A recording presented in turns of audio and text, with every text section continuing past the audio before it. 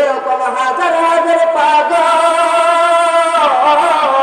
এই দুনিয়ার মধ্যে আল্লাহ পাঠাইছে, যারা আল্লাহ রে আল্লাহ আল্লাহ ডাকতে ডাকতে স্ত্রী ছাড়ছে, সন্তান সন্ততি ছাড়ছে, এমনকি দুনিয়াটা পর্যন্ত ছাড়িয়া দিছে।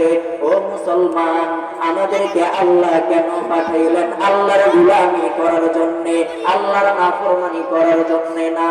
কিন্তু আজকে বড় আফসোস, দুনিয়ার এমন কোন জিনিস নাই আমি চিনি না, দুনিয়ার এমন কোন জিনিস নাই আমি জানি না। দুনিয়ার মধ্যে যদি এমন কোন জিনিস থাকে যারে আমি চিনি না, সেটা হলো ইসলাম, সেটা হলো কুরআন।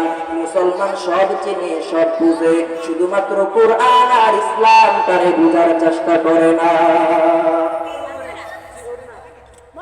আজকে মুসলমানদের অবস্থা কেমন হয়ে গেল? মুসলমান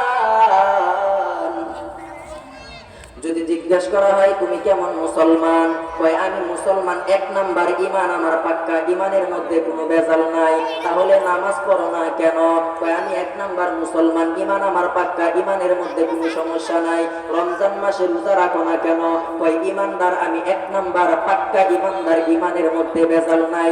এই সম্পত্তি অনেক, সম্পদ রাখার জায়গা নাই। হজ করো না কেন? কয় সম্পদ কমে যাবে। যাকাত দাও না কেন? সম্পদ কমে যাবে। হাই হাই মুসলমান, আল্লাহ রাব্বুল আলামিন তো সম্পদ জমায় রাখার জন্য সম্পদ তোমারে দেয় নাই। আল্লাহ রাব্বুল আলামিন তো সম্পদ জমায় রাখার জন্য তোমারে সম্পদ দেয় নাই। আল্লাহ রাব্বুল আলামিন তো আযানের সময় চাষতলে বসিয়া থাকার জন্য তোমারে পাঠায় নাই। আল্লাহ রাব্বুল আলামিন তো রমজান মাসে রোজা না রাখার জন্য পাঠায় নাই।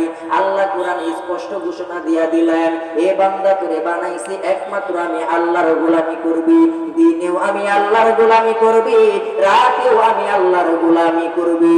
আল্লাহর গোলামি ছাড়া আর কিছু আমাদের উদ্দেশ্য না। ও মুসলমান, যদি মুসলমান হইয়া থাকো, ও মুসলমান যদি ঈমানদার দাবি করো, ও মুসলমান যদি মুসলমান দাবি করো, জীবনের একমাত্র লক্ষ্য আর উদ্দেশ্য আজকে থেকে বানাও, আর সেটা হলো একমাত্র আমার আল্লাহর গোলামি।